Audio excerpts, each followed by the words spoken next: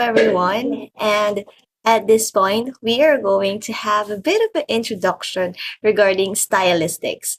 I know that this is one of the most interesting, but at the same time, the difficult subject to deal with, especially if you are an English major. So now let's try to have the short introduction regarding this subject. So whenever we talk about stylistics, there is this one word that we are particularly talking about, and it's the root word style. So whenever we talk about style, we all know that we are all different. We are God created, okay, and we are unique.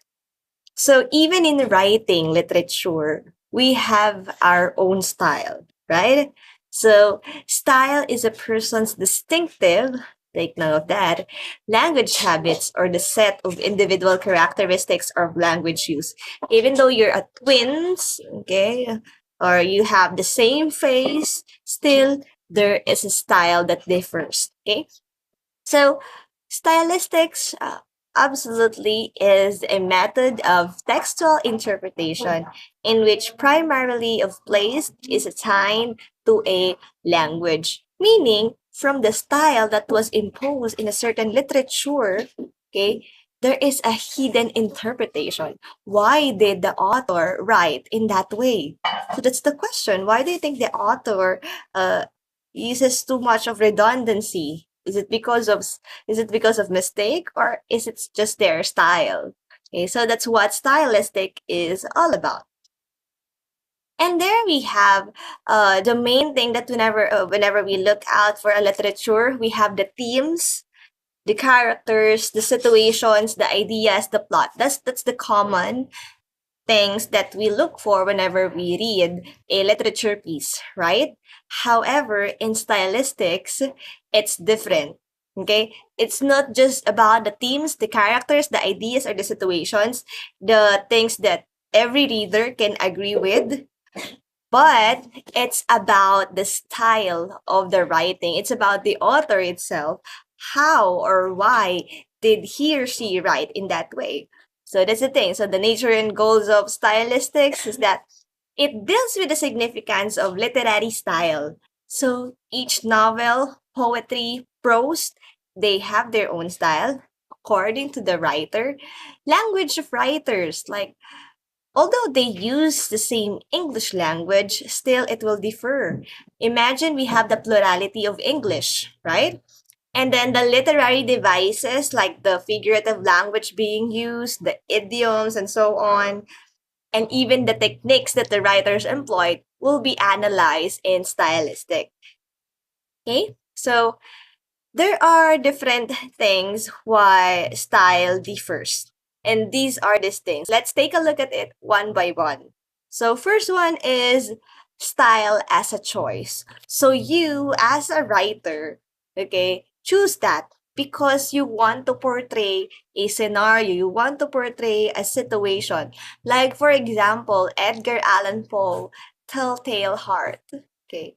If you look at this excerpt, okay, true, nervous, very, very dreadfully nervous. Look at the choice of words in which Edgar Allan Poe employ in his literature artwork. So the word nervous is being repetitive. And there is even very, very. Why not use a different word? Why use the very, very? Because it's his choice of writing and he wants to employ something about the choice of words, right? So that's one. Another, style as a deviation. Okay. Style as a deviation, the best example for this one is E. Cummings. E. Cummings is very popular with his very deviated poetry. Like, for example, anyone lived in a pretty how town. Look at that. Even the title itself is already grammatically, if you look at that, there are grammatical lapses, right? Anyone live in a pretty how town with up so floating many bills down. What? Can you even understand that in the first reading? No, right? So that's deviation. And take note, even mistakes, or deviation is still a style. But of course, not every mistake is a style. Sometimes they really do not know that it is a mistake. Okay. But of course, for a notable writer like E. Cummings, I doubt if he does not know the rules in writing sentences. It's not a mistake, it's a stylistic choice. So please take note of that.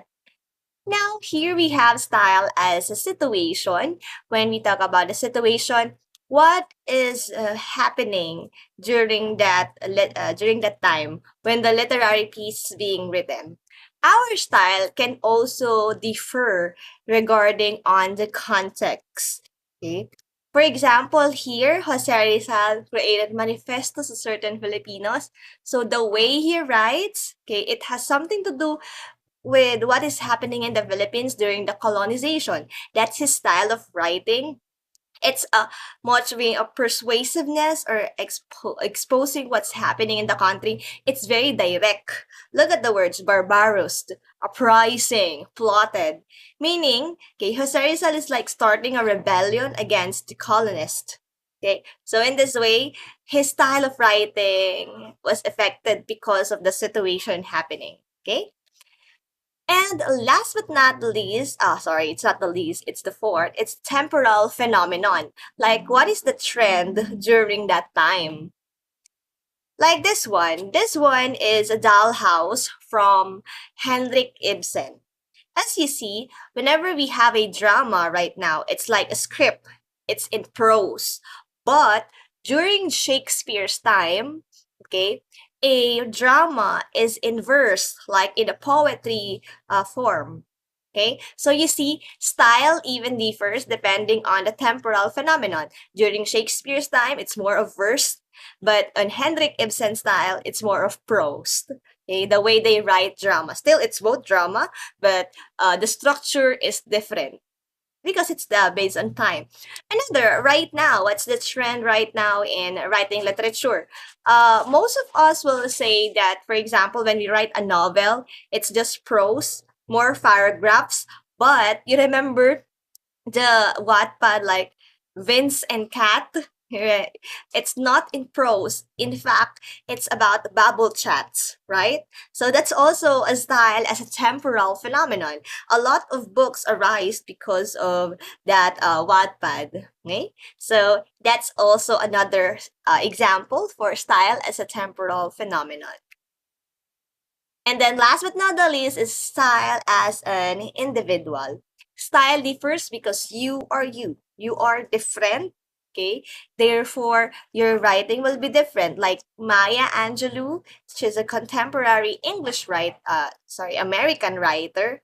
And this one, she writes with rhyme sometimes. And then the way she writes is very direct, very open because that's how she is. Okay, she's a black woman, and the way she writes, she wants us to open an eye to everyone else to avoid discrimination and racism. And the way she do that, she writes poetry, and the poetry is very direct and easy to understand. So that's the thing about Maya Angelou's poetry. Okay, so those are how style differs because it's the individual, it's the temporal phenomenon. It could also be a situation, maybe a deviation, or even a choice. So it could be different from each one of us. Okay. So, right now, let's look at the elements of styles in the literature. We're going a bit deeper with stylistics. After knowing how styles can be different, we look at now at the big picture. Like, whenever we watch a movie or whenever we read a literature work, these are the things we usually take note, but even though we are not familiar with the terms, I know that we are already doing it. We are already analyzing the piece. So the first one is the character development. You know Zuko in the Avatar, okay? The Legend of Aang. So Zuka's here has a very great character development.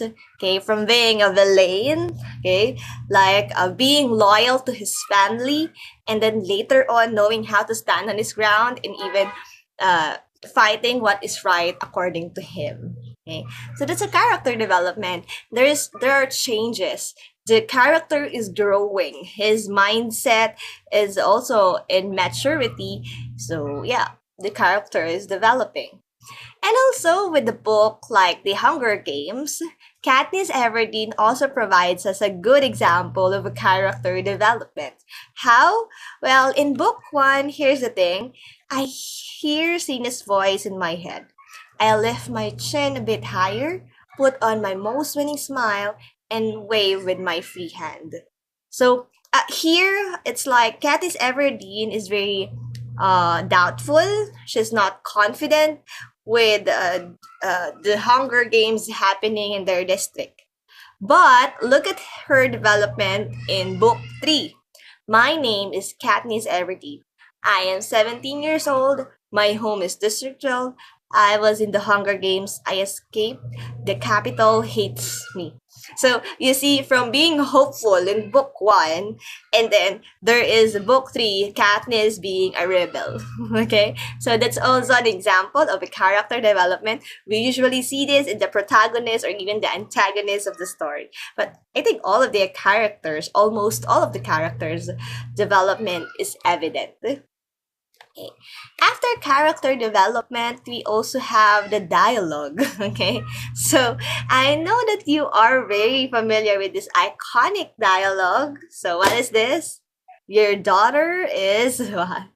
Sleeping with my husband, like that. So it's Jody Santa Maria's dialogue. And in fact, okay, a dialogue is a very powerful thing to hold on whenever we read or we write a literature piece. So I know you're very familiar with the Little Prince. It's only with the heart that one can see rightly. What is essential is invisible to the eye. The quotation or the dialogue are like the branding of the literature piece. So it's very important that the writer took a lot of time crafting that quotation or that script. Okay. And then we also have the form, as to what form this story or this thing, this literature is written. For example, you're trying to write an idea, so you decide, will it fit for will it fit for poetry? Will it be good for prose? Will it be great for drama or short story or even a sonnet? Okay, so it's up to you what form will it fall. And there's a meaning why you choose that form. For example, if you just want to dwell on your feelings, you wanted to dwell on romanticizing the pain, okay, I think poetry will be the best. But if you wanted to highlight, for example, the dialogues, you go with drama. And maybe being more descriptive and well detailed, you do prose or novel. Okay, so it's up to you what you wanted to portray and the idea you wanted to look for. So even the writers, they took a very hard time deciding what form should their literature piece will be. Next, this one I very I really like. Sorry, I'm a fan of foreshadowing. I really love analyzing a character, their actions, and thinking, will this character be a villain or the hero? So there's a foreshadowing that's happening. This picture is taken from the Black Clover. It's an anime. I'm an anime fan. And with this foreshadowing that we have, okay, I realized that Julius here is a villain. Yeah, because all of the villains have the black, okay, have a black background, and those who are in the good side have white background. So in that case, that's already a foreshadowing. In reading or in a short story, of course, we have the cast of Amontillado by Edgar Allan Poe again. So you look at this. I shall not die of a cough. Fortunato said, and then Montresor replies, True, true. This one, okay, this very short dialogue between the two character is already a foreshadowing. Why? Because Fortunato died because of having no air and coughing a lot. Okay, so there is already a foreshadowing that he will die like that. Okay, so yeah. After we have this one, of course, imagery is also here.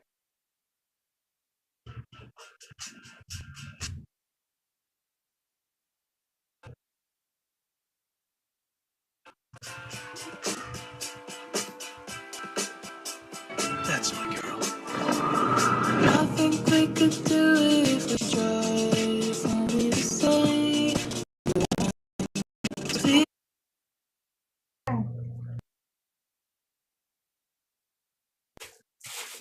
All right. So this one is from, I think you're familiar, House Moving Castle. So the imagery that has been given here, it's good. Okay. So you see, it's full of the objects, yeah, and the character, the scenario. You observe even the scene, how it is directed. And there we go. That is the imagery. So it's like you do not actually say you are beautiful. You do not just say I am confident. Instead of giving adjectives, the writer sometimes put confidence or beauty with with nouns, not with adjectives. Like for example, instead of saying you are beautiful, I will say your pinkish cheeks and then your kissable lips as well as your tantalizing eyes attracts me. So in this case, you see this the imagery is already formed that okay, this person is really beautiful. Describing each part of the face just to say that you are beautiful. All right? So even here in Shakespeare's Romeo and Juliet, see how Romeo described his first line, how Romeo described Juliet. Okay, look at that. Oh, doth teach a torch to burn bright. Her beauty hangs up upon the cheek of night like a rich jewel in Ethiop's ear. So you see that how Shakespeare provides a description for Juliet, not just saying you're beautiful. You're looking at, you're saying, or you are even comparing it to other things. Okay, so that's how it is. So in writing, it's very important that we also provide good imagery. Irony, okay, if there's imagery, there is also the irony when we talk about the irony. Ayoko na sa kanya, hindi ko na siya kakausapin. And then suddenly someone says hi, and then yeah, you blushed. That's ironic, right? So even in writing, it's a evident way of providing irony, like the gift of Maggie by O. Henry. You remember the story where at the end, the guy provided a beautiful comb to a girl only to find out that the girl already cut her hair, and at the same time, the girl provide a watch, like a handling of watch or a clock. However, the guy already sell that. Okay, so that's an ironic scenario that we have, and that's also a strategy to interpret what we wanted to say in literature. Okay? There we have juxtaposition. I want to portray the juxtaposition with this. Okay, the Karamia. I think you're aware of this juxtaposition. Karamia, okay, well, in fact, it is the combination of two different things, the good and the bad. Okay, so just how it is in even in writing or in poetry, juxtaposition will be present, like saying in the darkness and in the light, so on and so forth, or even a point of view. So look at that. It was the best of times, it was the worst of times. It was the age of wisdom, it was the age of foolishness. That is an example of juxtaposition. Okay? So you are combining two opposite things in one. Okay. Of course, the point of view, we have 3 points of view, the first, second, and third. So even the point of view has a factor how a story will be narrated, how the persona or how the emotions will be portrayed. Okay? So even the writers and we as analyzers of the poetry should take note of this. Then we have the tone and mood. I combine these two because I think that they are very related to each other. Whenever we talk about the tone, okay, this is what the writer wanted to portray, okay? By giving specific scenarios, by providing the atmosphere, there's already the tone. And then the mood is what the readers will feel with that scenario or with that dialogue. Okay, so here the tone. What's the tone here? If for example, so the girl here is actually crying, and then the guy is like interviewing, but you can see the look on their eyes. Okay, it's somehow sad, which creates a mood of being heartbroken or sadness, right? So it's the same even in this one. So a love song, okay, or the love song by T.S. Eliot. Okay. So the yellow fog that rubs its back upon the window panes, the yellow smoke that rubs its muzzle on window panes, licked its tongue under the corners of the evening, lingered upon the pools that stand in drains, let fall upon its back the soot that falls from chimneys. So you see, it's like lonely. It's like an abandoned thing, like that. Like there's the word like smoke, drain, fall, chimney. So the tone is already provided with the given word. And then the mood that was being portrayed or what was giving with the readers are also uh, present in the vocabulary that has been used. So again, the tone is the intention of the writer by choosing the appropriate word. And then the mood is what the atmosphere can be felt with the given tone. Okay? So that's their difference. And then the structure, of course, is also important. How a certain poetry or writing is given.